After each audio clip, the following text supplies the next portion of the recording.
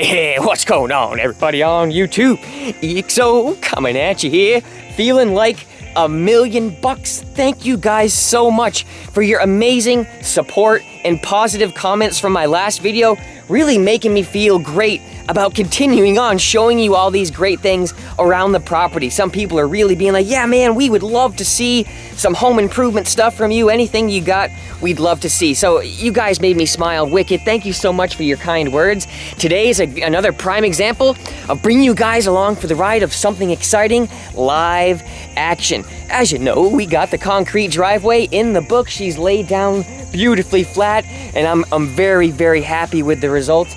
But you know, we were left with this little ledge. You can see that she's about 4 inches off the ground, since that's the thickness of her. And in some other areas, we've got a lot of filling to do. That water falls, you know, off this ledge, ends up picking up some speed, and erosion is gonna end up taking place. So today, I've got some 2-inch stone. Oh man, almost just choked. So the whole way down from this section all the way down, not quite riprap size, but 2-inch stones will still be bigger than what we got right here because we have just a little bit of washout. See how it's slowly like eating a small little ravine here, like a little makeshift gully? Well, it's gonna slowly eat this wall away until it gets closer and closer to my concrete, and then eventually the water would flow underneath it. So I wanna try to prevent that, get some smaller stuff filling in this hole, and then some big rocks all the way down so it slows down that water. So stay tuned for today as we get dirty and probably head back inside for some more destruction. Not destruction, but for some more prep with taking care of all the carpeting and stuff right here. We've been driving so much on this grass, it's starting to form its own little road. All right, I can hear the dump truck. Here he comes. Let's go ahead and wave him down so he doesn't miss it. Everyone always misses this place. Right here, right here. He's gonna keep going, right here. See, I'm waving. Wait, you missed it. Ah, see, everybody goes by it. They always end up going here up at the top of the hill. My neighbor's gonna end up hating me. It happens like every single appointment. That's right, come on down. You're the next contestant. Here comes the gravel. Oh yeah. I'll kind of guide him where I want it dropped off, which is kind of right in front of the behemoth build. It'll be right at the top of where I need it distributed, so less work for me. Right in between the big build and the new slab, just so I can, you know, get the wheelbarrow back and forth. That'll be a couple days work. Maybe I'll try to convince Elise to help me too.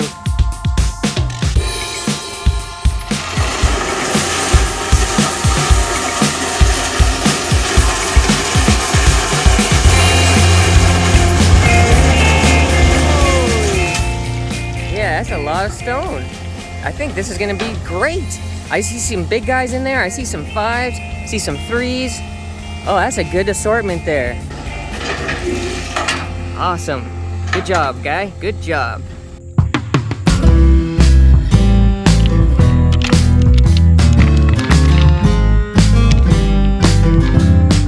All right, got my shovel and wheelbarrow ready to go. But what's that noise? I hear some reverse lights or some reverse beeping. That is my septic tank pump appointment. We gotta make sure that this thing's not gonna overflow on us. Please don't go by this time. That's my neighbor's house. This is my house. Come on now. He's gonna go by. He went by. He literally just went by. Man, oh man. I don't know how explicitly I have to explain that. I try to be so detailed, but they just keep on driving by every time. Here's the clean out right here. So I'm thinking it might be a straight shot deal to something out here. Maybe that patch of dead grass, I'm not sure. Yep, still got some drain flies in there. Hopefully encapsulation will help with that too, but see all those black dots? Those are dead flies that got stuck to the edge, almost creating like a little film. They love feasting all over that.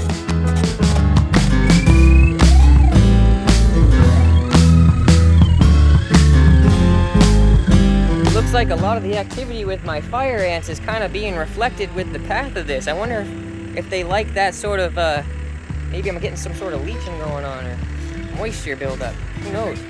Yeah, we had some big time fire ants coming in through here. Look at all the entrances. They loved it over here.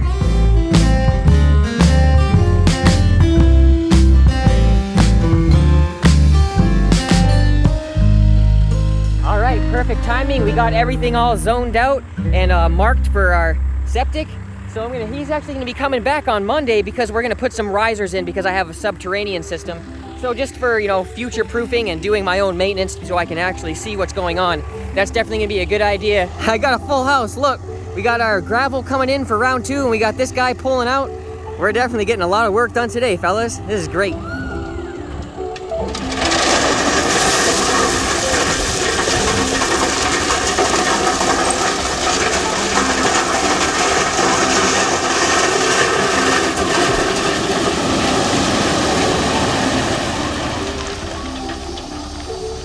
There you go, another big load. That's some big uns in there.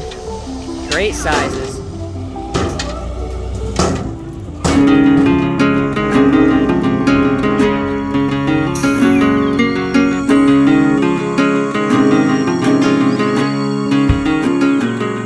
Oh yeah, you can see the sunlight is slowly drying everything out. The color's changing there. It'll be easier to work with, a little bit more dusty.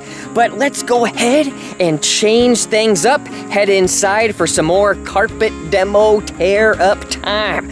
It's really smelly, so let's go ahead and prepare for the rest of the carpet trim and paint.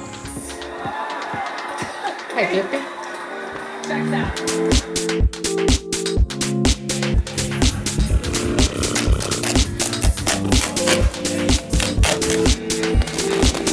Oh man, going right back into 1,000,000 staples per square inch. And look, I've barely even pulled back the carpet a foot and we've already got some massive stainage. We had some adventurous leg lifting from some dogs over here, it looks like.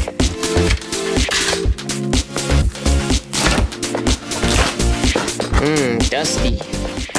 This is coming up real easy. We'll be able to roll it up just like a rug that you find at the store. Oh my gosh, man. They use so many staples. Just on this one 5-inch patch, we got 1, 2, 3, 4, 5, 6, 7, 8, 9, 10, 11, 12, 13, 14 staples all jammed into one area. And throughout the walk, say if you were to walk from one end of the room to the other, under your feet, you would feel all kinds of bumps. Well, looks like we found out what those bumps were, huh? Oh my goodness gracious, a haven of staples up at least. It looks to be a 1/2 inch in some places. That's exactly what you felt under toe, like what the heck was that? I mean, come on now, I can't be the only one that thinks these staples are way too high. They were barely driven in. And I bet if you just wiggled it a couple times, it would come, look at that. Comes right out, it was just resting in near a 30-second. God love them, the person working that day. No wonder why they needed 1,000,000 staples. They weren't even driving them home.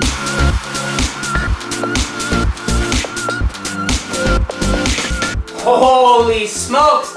Look at that, ladies and gentlemen. We've got some activity. Somebody had too much to drink that day. They just couldn't hold it.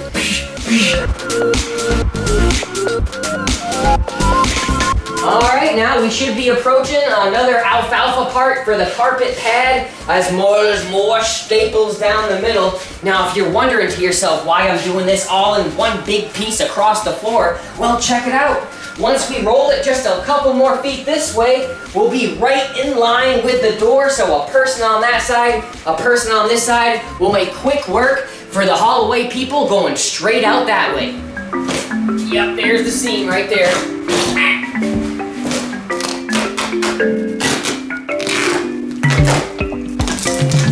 And I would love for someone to inform me on this. When I was looking at this tape here, it's like carpet tape, it's like maybe seam tape. Is there a reason why there's burn marks? Do they use some sort of heat gun to apply? Help school me in the comments on that one, right?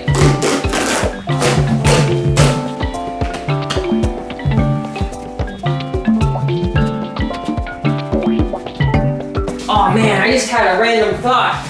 Maybe this thing's gonna be too much of a loomster to really think that it's gonna be straight with 2 people holding it on each end. I have a feeling it's gonna be like, maybe if I fold it once, that way the 2 people are holding it, it'll be twice as skinny. Squash down another pea stain right there. That's a good one. Bet that was a stinker when it first happened.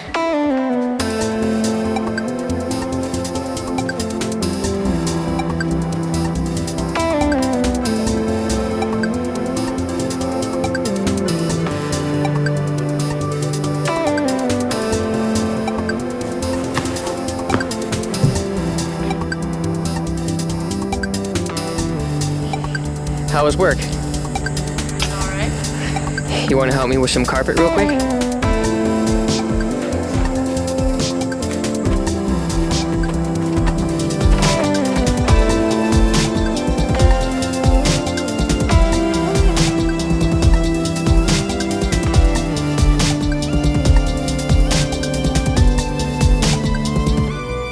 Now that we got that big chunk out of here, it's time to resume the gut job. We've got some tack strips down here that we gotta remove first, and then we'll do the staples that are in front of it and across the floor.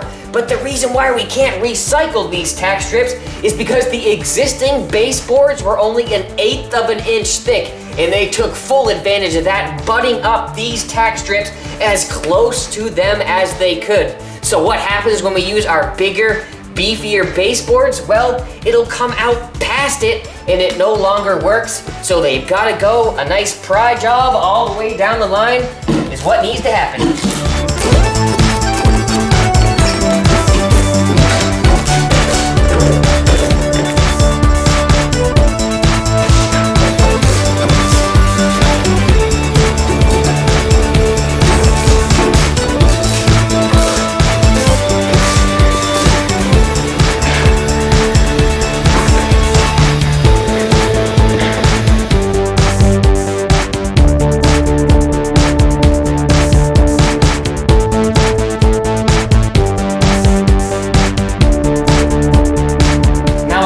Some people recycle these, but since I'm gonna change the color to a pewter, I'm gonna go ahead and rip these up as well. I think they're held in with some roofing nails. Just a quick pry job on these two.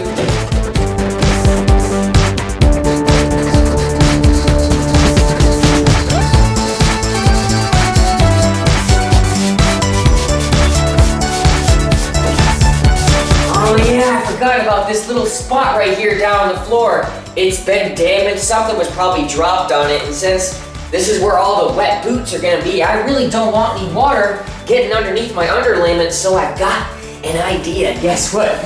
We've got some spares from the other room with this good stuff. Spill guard, real good high quality stuff, and I think with just a half dozen pieces or so, we can go from front to back and just totally make this a whole transformed area. Besides, there's like 250,000 staples here anyways. That's just asking for trouble. So I think I'm just gonna go ahead and redo this whole bit.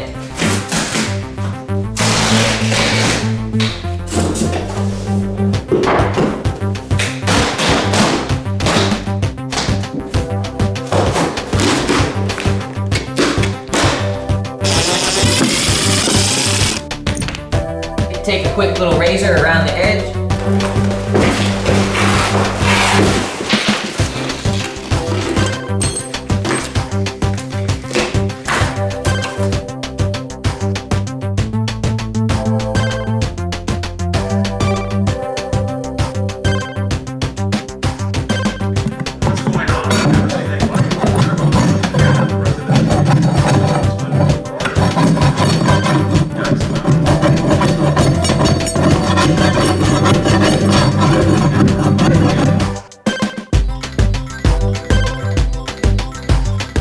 Another whole room is gutted, almost fully prepped for paint. There's still a couple odds and ends that I gotta do, like getting nitty gritty on the staples. Those things are everywhere, like we've been seeing throughout this process. But again, I'm trying to break it up, keep myself entertained, so I've done a little bit more work inside. I'm going right back outside because it's cooled off quite a bit.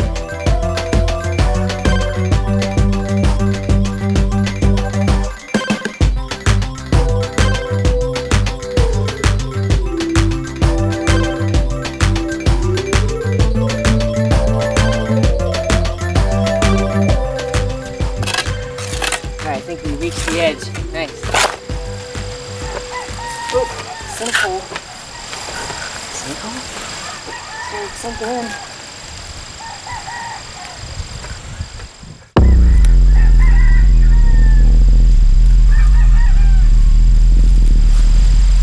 It's still there, or is that just dirt?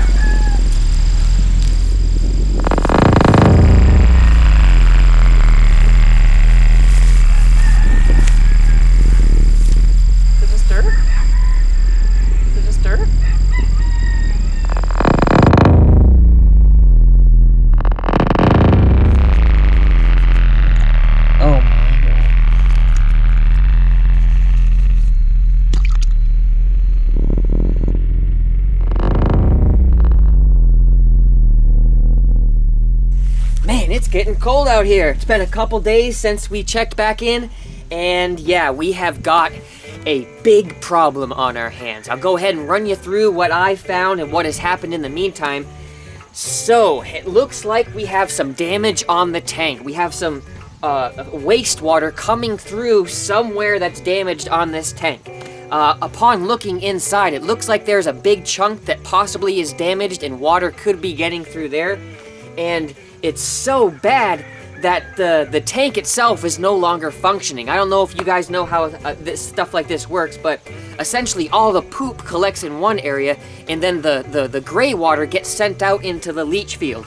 Well, I'm about this far away from even reaching the outlet pipe on the leach field, so who knows how long this tank has just been leaching all of the wastewater right just below this. So you noticed me a few moments ago putting my hand down into this big ravine down here. It was all gouged out. I could put my whole upper torso into this area right here, and it traveled along like a little fisher following the edge of the tank. So that really leads me to believe that that crack, it's kind of wide. Did you see that crack when I pointed my camera down in there? Maybe it's kind of clamshelling and the seam itself is what's leaking, because it seems to be pretty bad.